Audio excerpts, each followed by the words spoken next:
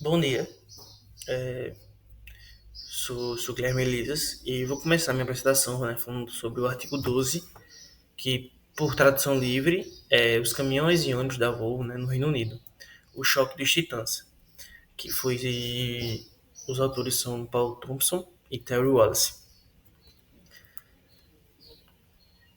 Para começar, eu gostaria de trazer um contexto geral, né, tanto da época quanto da, da fábrica da Volvo, né. Então, primeiramente, a presença da Volvo no Reino Unido se dá desde 1958, que foi mais ou menos nesse tempo que a Volvo conseguiu consolidar a sua presença, né, no Reino Unido, ao final dos anos 50, que conseguiu adaptar, por isso foi devido à adaptação dessas operações no mercado local e às suas especificidades. A Volvo se trata realmente de automóveis, né, que na época eram muito ligados. Seu foco principal era ônibus, os caminhões e motores, né, da marca Volvo. Então, com isso, a empresa fortaleceu sua atuação, principalmente no segmento dos ônibus, né, porque conseguiu atender o mercado interno e conseguindo até exportar para toda a Europa. Um ponto importante que vai ser discutido, que é sobre a implementação de uma nova fábrica na Escócia, que se deu início, né, em 1997, com sua consolidação, né? Então, em 1975, começou a montar seus veículos na Escócia, visando reduzir os custos e aumentar a competitividade regional.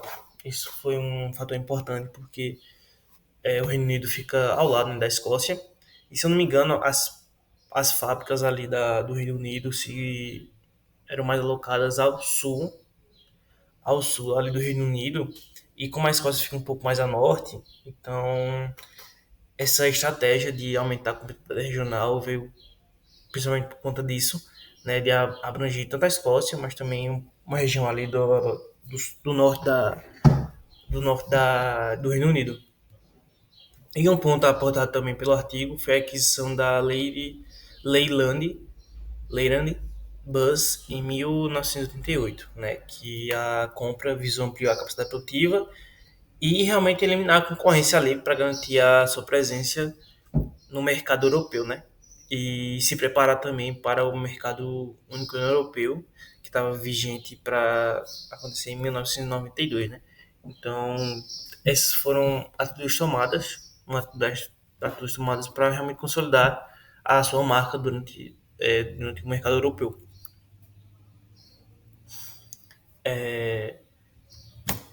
E algumas estratégias adotadas, né? Ele para visando o artigo frisa muito a preocupação dele com os lucros, né, e melhoramento dos processos, tanto da, da fábrica na Escócia, mas também trazer essa ideia do que ocorreu na fábrica da Escócia para o Reino Unido, né?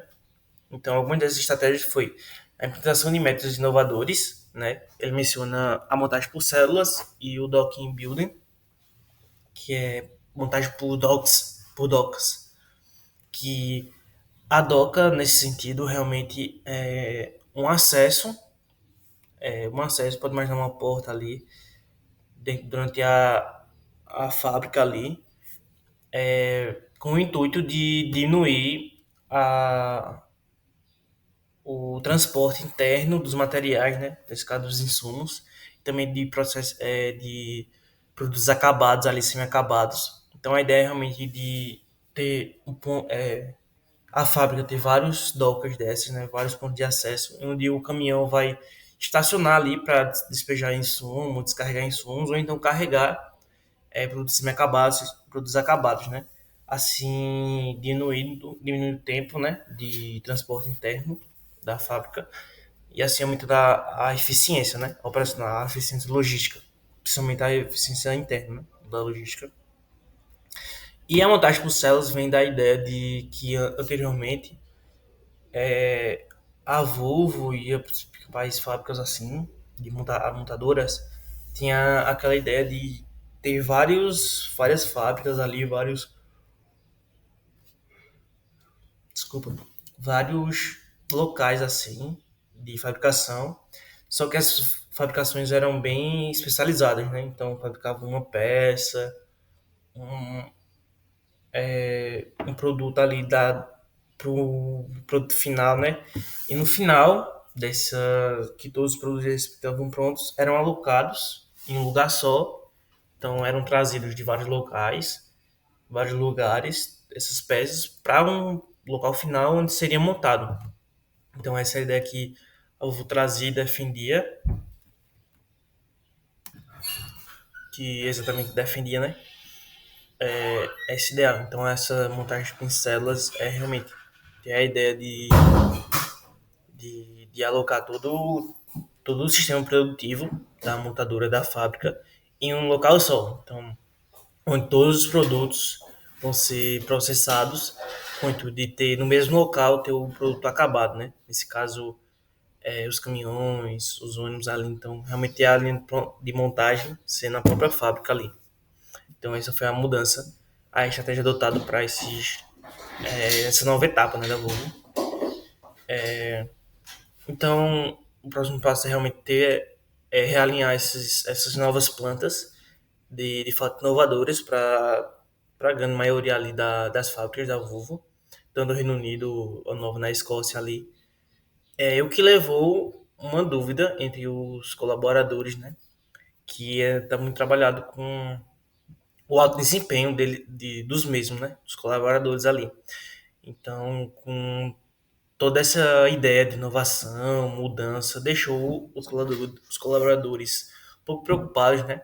Se eles iriam conseguir mudar com a mentalidade de toda a forma que eles produziam antes, passar a produzir depois, mantendo a efetividade, né? A eficiência.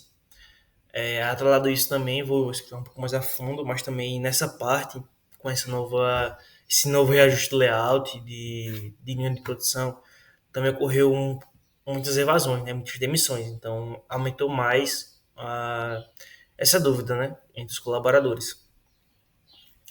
E ele também trouxe decisões mais centralizadas em eficiência e custos, e não em ideologia produtiva, o que significa que as decisões que vão ser tomadas a partir daquele momento, né, não seria mais apenas para produzir com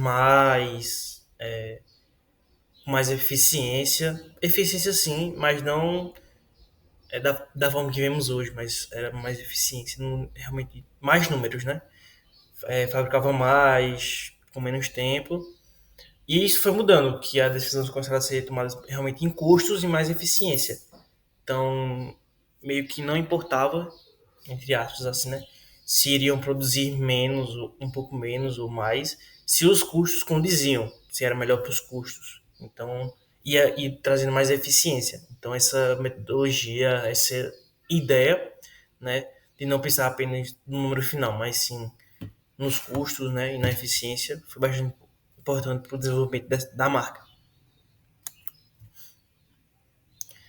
E alguns desafios, né, para na transferência desse modelo, né, com essas novas inovações, veio também alguns desafios na implementação.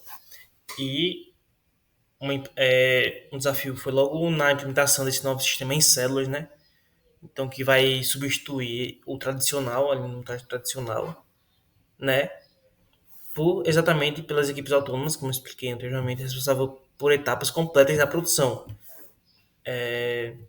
E também para o Reino Unido foi muito tomado o treinamento da Suécia, que a Suécia nesse tempo era meio que uma cabeça, líder nesse meio desse modo de produção, né?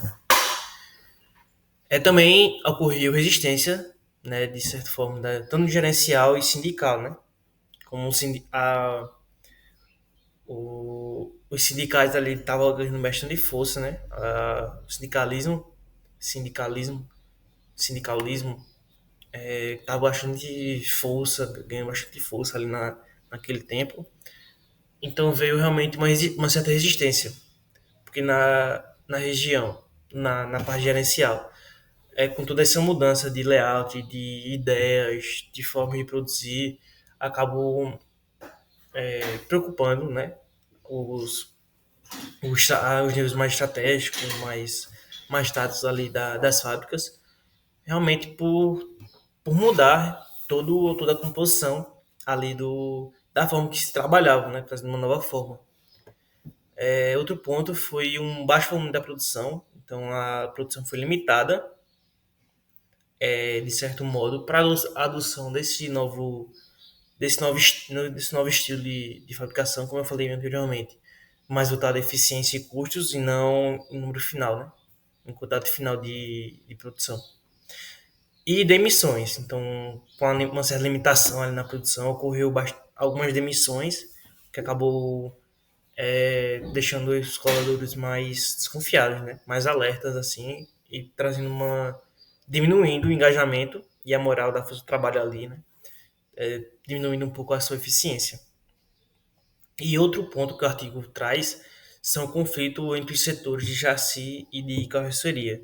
Então, como era dividido, dividido os setores mais, né, montando ali sua parte separado e no final mandava para algum lugar para montar o produto final, né, todo o carro final, o ônibus, o caminhão.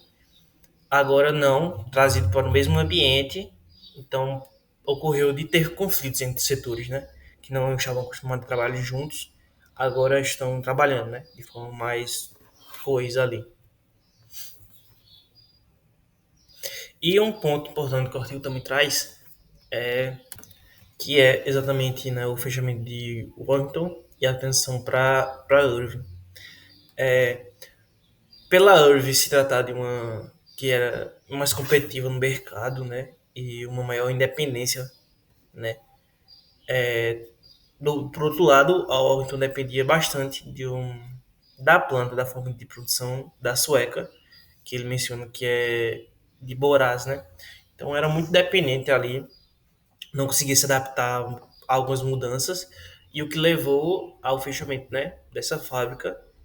E enquanto a Irv evoluiu de uma montagem CKD, que é exatamente os veículos desmontados em várias peças, né, aí enviados para outro local para unir, né, montar nesse novo local e ter o produto acabado. Para exatamente para as células, né, a montagem por células, que é uma ponta mais autônoma, que, que outra vez demonstrou que enfrentou uma certa resistência, né, para adotar, mas com o passar do tempo, com a colaboração dos trabalhadores, foi de forma efetiva, sabe? E também outro ponto foi a solução adotada de Irving, né? Que foi híbrida. De certo modo, não,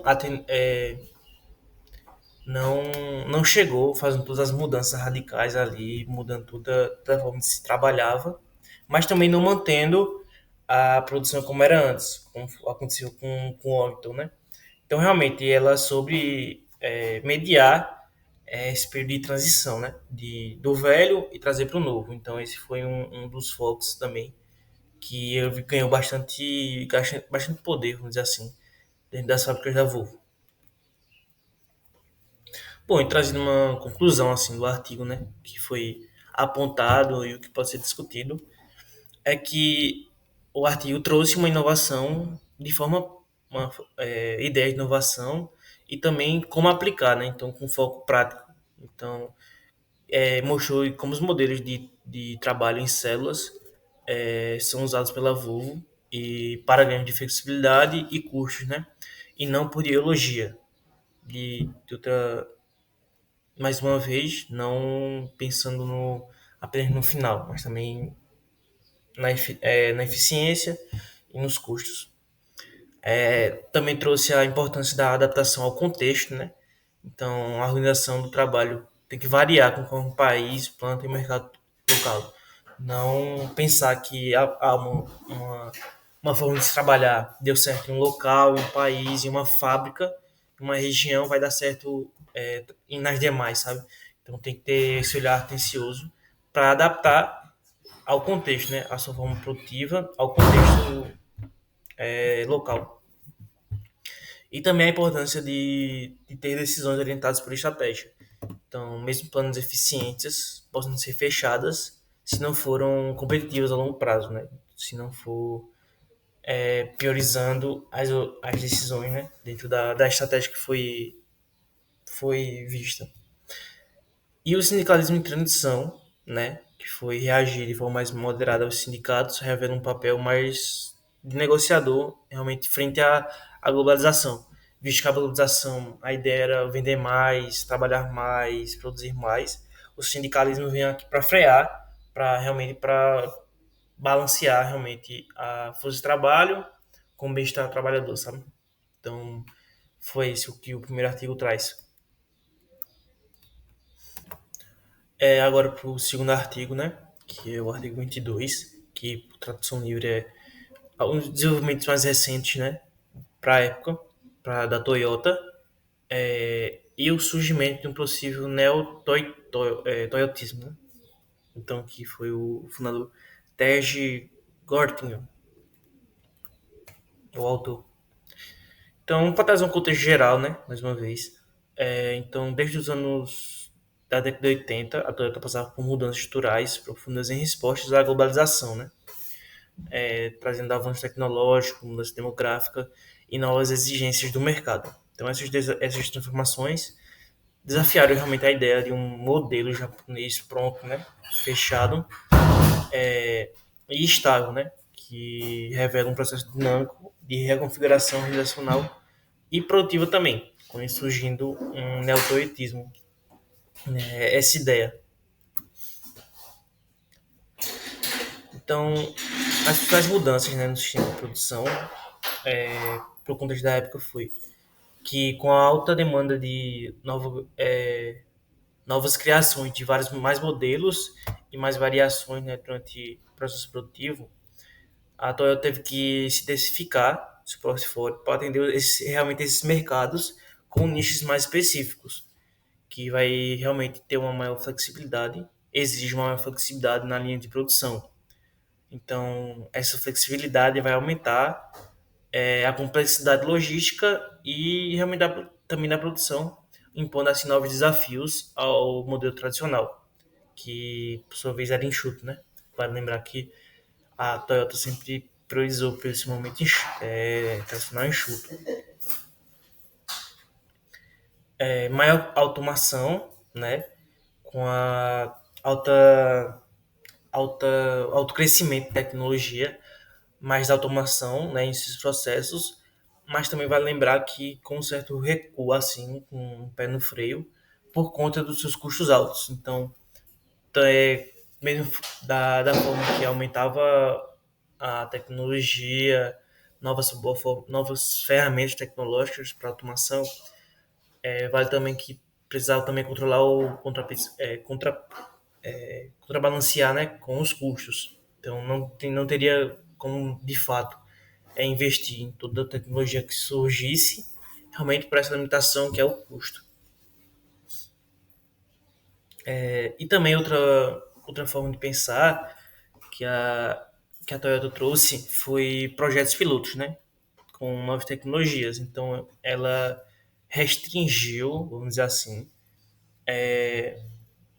esses projetos pilotos para novas tecnologias, para achar nova tecnologia, novas técnicas, novas, novas tecnologias. Há duas principais sedes ali, que no caso é o de Kyushu e da Taya, que é a Taya 4, né? Então essas sedes foram principalmente utilizadas realmente para isso, para destinar novas tecnologias, novas ferramentas, testar novas coisas. E se desse certo, né, seria levado para outras sedes da Toyota. E o artigo traz alguns dilemas, né, em relação a isso, a essas mudanças. Então, trouxe que com isso teve um alto custo, né, das máquinas flexíveis. Então, mesmo que as máquinas fossem melhorar, né, a eficiência nesse novo mercado de forma mais trazendo mais flexibilidade durante a cadeia produtiva.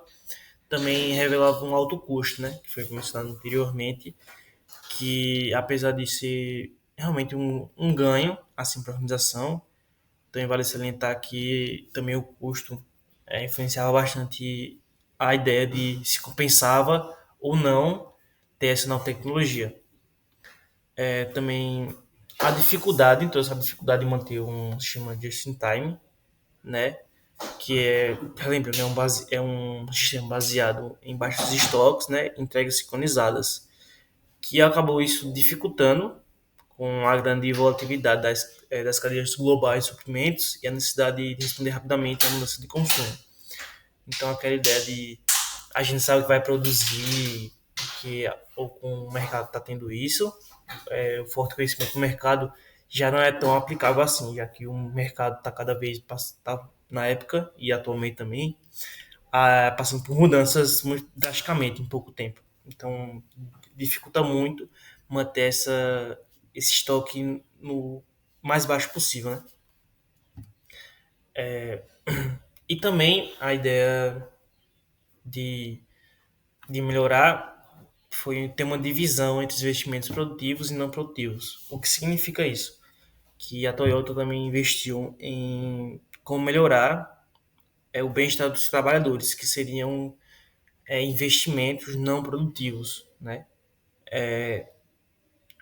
E também, atrelado a isso, também mantendo os investimentos produtivos, né? Então, como por exemplo, novas tecnologias, aqui um exemplo, em robótica, automação, modularização, e os não produtivos, né? As áreas de bem-estar dos trabalhadores, marketing institucional, ações sociais. Então, realmente teve um crescente investimento nessas áreas não produtivas, porque realmente se identificou que era necessário, né? Ter essa preocupação com essas áreas. Bom, e novas estratégias, né? Essas novas estratégias com um neotuitismo, né? Para para essa realmente globalização, para essa nova modulação, né? Do mundo. A Toyota fez reformas, principalmente na sua gestão pessoal, né? Na gestão de pessoal, que levou os pontos de ter novos cargos baseados em competências individuais ali realmente. Então a Toyota criou funções mais específicas para os trabalhadores com habilidades mais técnicas, outros conhecimentos mais estratégicos, independente ali da sua senioridade, né? Então, independente de quanto tempo estava ali na empresa, com a sua idade, sua função inicial.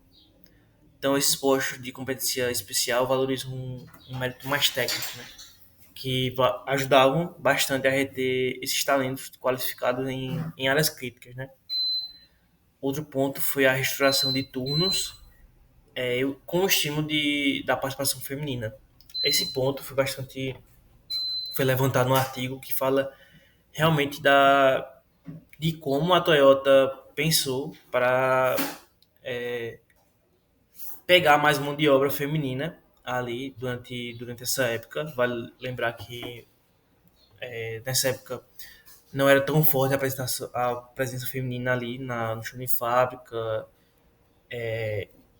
nos cargos mais acima, mas se viu necessário, num certo momento, devido à guerra, né? Com a baixa mão de obra, devido a realmente essas questões da Segunda Guerra Mundial, o que se viu necessário essa nova participação feminina e essa realocação de turnos, né? Então, foi uma coisa que foi necessitada para a época, mas também foi levado adiante, pois viu que aumentava significativamente a eficiência, né? Trabalhando bem esse balanceamento por turnos. Também, outro ponto foi o treinamento técnico contínuo para os operários. Então, foi traçado programas de capacitação que foram intensificados cada vez mais, garantindo assim que os trabalhadores acompanhassem as inovações tecnológicas, especificamente nas áreas de automação, controle da qualidade e manutenção preventiva.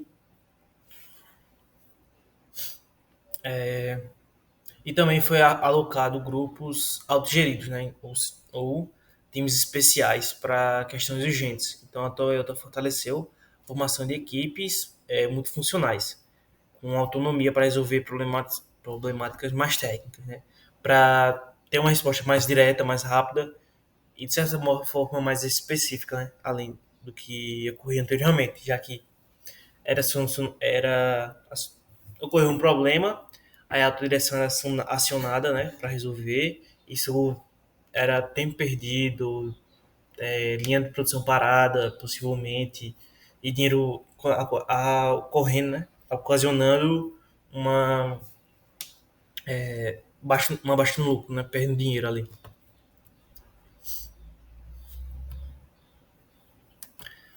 Outro ponto, outra estratégia que não apoiado pela Toyota foi o de mobilidade e flexibilidade organizacional, que é basicamente um recrutamento, né? Um recrutamento de mobilidade entre empresas do grupo, né?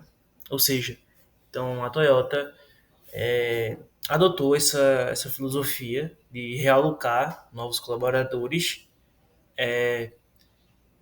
para aproveitar melhor suas competências, reduzir os custos e prevenir que o conhecimento ficasse dentro da empresa, né? Dentro do grupo.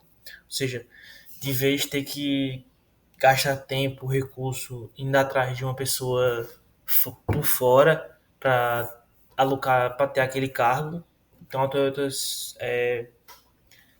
pensou e priorizou os próprios colaboradores da fábrica com as capacitações, monitoramento, vendo qual colaborador se encaixaria melhor nessa nova função e de vez pegar um de fora, realmente reutilizar, utilizar um que já estava dentro, assim, evitando percas de informação e também uma melhor colaboratividade entre os trabalhadores, né, que com esse plano de carreira ficou mais interessante se manter dentro da empresa.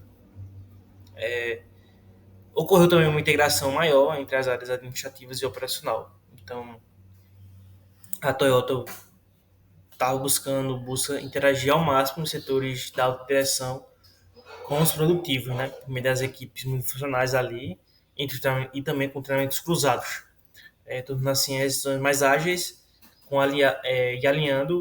e alinhadas com o show de fábricas. Então, trazendo a visão mais estratégica, alinhando também com a vivência do chão de fábrica. Então, essa junção se mostrou bastante presente nesses anos. Né?